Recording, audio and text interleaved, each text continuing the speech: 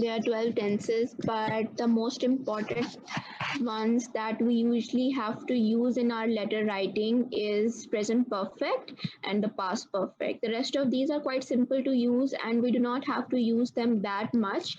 The most important ones that usually we make mistakes in are present perfect and past perfect tenses. So let's discuss these.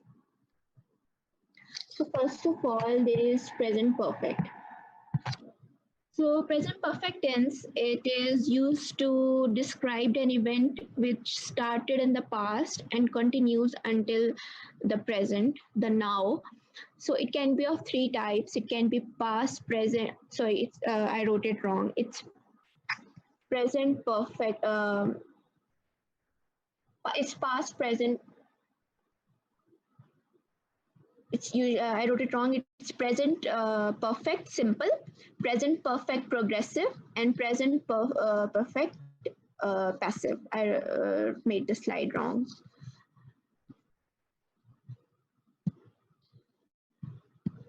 Okay, so in present perfect simple, we usually have the formation of having, have, or has, and then using a past participle. Past participle is the ed or the second form of the verb. For example, we have here, I have treated Mr. Smith at this clinic for 3 years. And another example is the patient has had hypertension since 2018. So here the had is used as a verb and the second form is used because past participle is supposed to be used here. For something that have been going on, we use the present perfect progressive, for which the formation should be has or have, then been, and then the ing form, the present participle. Then, for example, I have been treating Mr. Smith at this clinic for years. Or another example can be Mr. Smith has been having hypertension since 2012. Okay. So then lastly, when we use the passive voice to put our attention more towards the patient, Mr. Smith, we use the formation of having have or has, then been, and then past participle. For example, Mr. Smith has been treated at this clinic for 3 years. Okay. So usually present perfect tense is used with for, since, or over. And this is how you can correctly use them. When we use for, it is to describe a period of time. For example, he has been a smoker for 25 years. Or when we use since, this is to describe the start of a period of time. For example, he has been a smoker since 1996. Or when we use over, it is to express a change in condition over a period of time. For example, his cough has worsened over the last 5 years. I hope that the use of for, since, and over is clear here.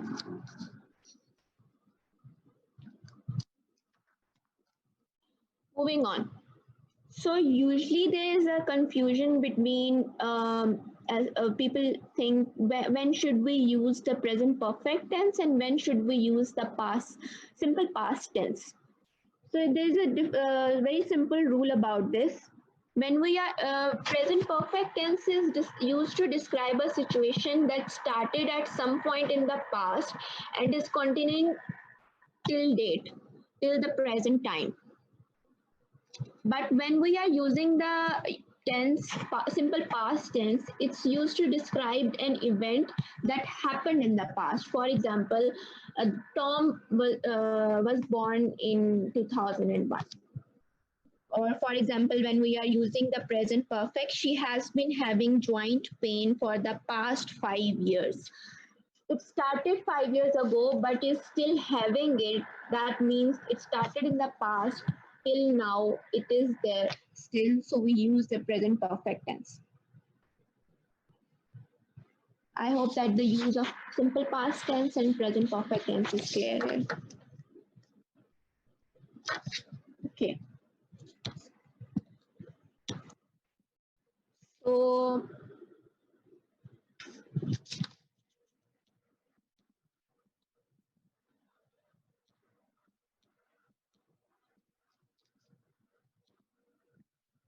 past perfect.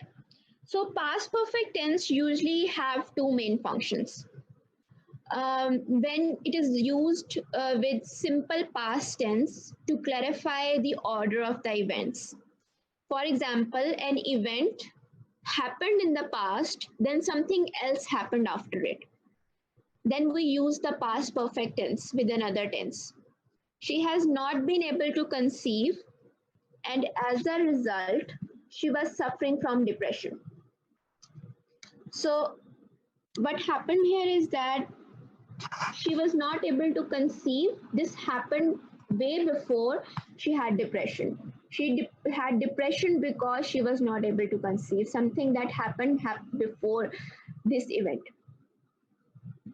The another function is it is when used in reported speech, that is, the case notes may describe an event in the past. For example, patient found blood in the toilet bowl 2 times. This can be written as on his last visit, the patient reported that there had been blood in the toilet bowl on 2 occasions. A simple, in very easy language, past perfect tense is used to describe something that happened in the past of the past. Like this visit happened, the second example, this visit happened in the past, but patient noted the blood in the toilet bowl on 2 occasions. This happened before his visit, so this becomes the past of the past. This is just simple trick that I use to remember it by. I hope that this helps you too. Then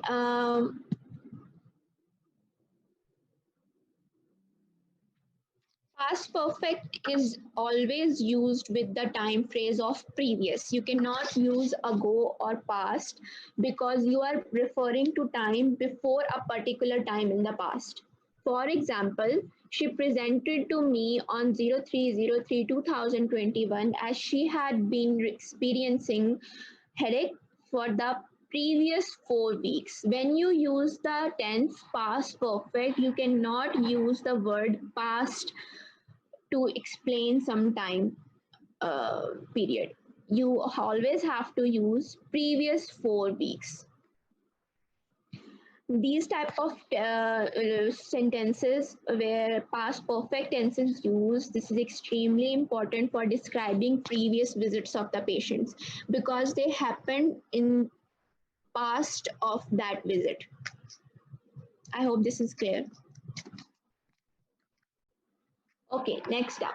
These are some grammar and some tips for you to help you write the letter, and some common things that you usually don't pay heed to but are very important. Let's start with the subject verb agreement. So, what's a subject verb agreement? There are 3 rules about it. The subject and verb, I will explain this to you with examples in the next slide. Let's read them. The subject and verb must agree in the number. The phrases like together, along with, and as well as are not part of subject. And 2 subjects joined by and are plural. This one is quite simple and very straightforward. So let's take a look at the examples of these rules.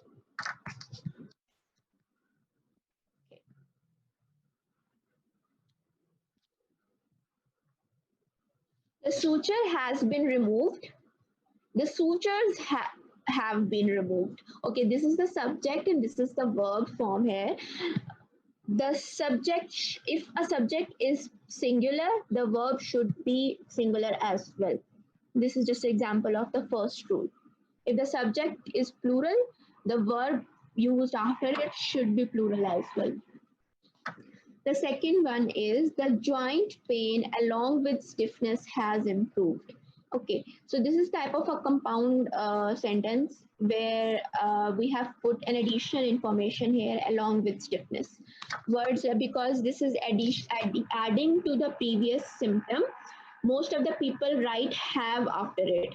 But this is not in addition to this. This is just an extra thing we have added along by using these phrases, the along, with, together, or as well as. The joint pain along with stiffness has improved. If we remove this part, this can be read as the joint pain has improved. So we have to use the singular verb along with this if we are using some additional phrases like these. Okay, so Mr. and Mrs. Smith live in a rental accommodation. So usually if we just have to mention Mr. Smith, we have to add the S after live. Mr. Smith becomes, Mr. Smith lives in a rental accommodation. So when we use add, these become plural and we have to adjust our further grammar with this. This is very simple. I hope that this is clear. Then compound sentences and coordinating conjunctions. These are very, very important because in a combined compound sentence, two ideas are joined with a conjunction. Two ideas, when we, this makes a compound sentence and actually add to our marks and helps us put a lot of different information in a single sentence and helps saves the words as well because we have limited amount of words to write in the OET letter. So, for example, this is a simple sentence. Miss Graham is, sorry, the G should be capitalized. Miss Graham is allergic to penicillin. This is a simple sentence. Sometimes we have to use these type of simple sentences as well. But if we have a larger piece of information, we have to group them together in a compound sentence like this. The doctor prescribed Panadol for his pain and he was advised to reduce weight. So this is a compound sentence where two information, two ideas are compound together. Subject for each clause is different and each part can function as a separate sentence as well. So the subject, the doctor, and then we use the he for the same subject. These are subject are both are different. The doctor is the subject for this part of the sentence, and he, the patient, is the subject of this part of the sentence. So these both, if we remove the and here, put a full stop and capitalize the H, these can be both different sentences as well. Okay, so what are conjunctions? I said here coordinating conjunctions. What are conjunctions? Conjunctions help us with forming the compound sentences. Sometimes these are very important. These are usually what we use are and, but, or so. For example, she does not smoke and drinks alcohol rarely. Or she does not smoke but is a heavy drinker. We can or cannot use she here because the subject for these two part of the tenses is the same. We can omit she from here or we can put it here. There is no, it doesn't make a difference. So she does not smoke or drink alcohol, so her health is good. Okay, so an important question to ask yourself here is whether to include the subject in the second part of the sentence, like here. She is a subject, so should we add this here or not?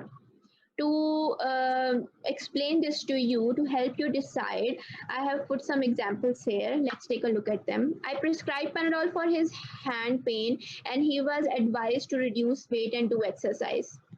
This is, we should add this. Adding a subject after and here is a must because subject for this part of the sentence and this part of the sentence are different. So we have to include the subject in the second part. I prescribed Panadol for his hand pain and advised for weight reduction exercise. As subject in the both parts of the sentence is the same, so we do not have to repeat the subject again. Then again, I prescribed Panadol for his hand pain and I advised for weight reduction and exercise. This is grammatically correct as I told you here as well, but in terms of style, it doesn't look very good. So there is no need to repeat it. but you will not lose marks if you repeat it. Then